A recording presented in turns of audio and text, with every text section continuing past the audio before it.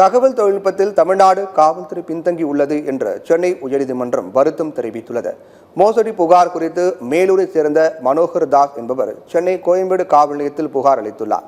இந்த புகார் மீது மேல் நடவடிக்கை எடுக்கப்படவில்லை என கூறி சென்னை உயர்நீதிமன்றத்தில் அவர் மனு தாக்கல் செய்துள்ளார். இந்த வழக்கின் விசாரணையின் போது 2 மாதங்களில் இறுதி அறிக்கை தாக்கல் செய்யப்படும் என காவல்துறை சார்பில் தெரிவிக்கப்பட்டது. உறுதியளித்தபடி எந்த ஒரு நடவடிக்கையும் எடுக்கப்படவில்லை என்பதால் உயர்நீதிமன்ற அவமதிப்பு வழக்கு தாக்கல் செய்யப்பட்டது. இந்த வழக்கை விசாரித்த நீதிபதி ஜெகதீஷ் சந்திரா நீதிமன்றத்தின் உத்தரவுகளை பின்பற்றும்படி உரிய விதிகளை வகுக்க வேண்டும் என்று கூறினார்.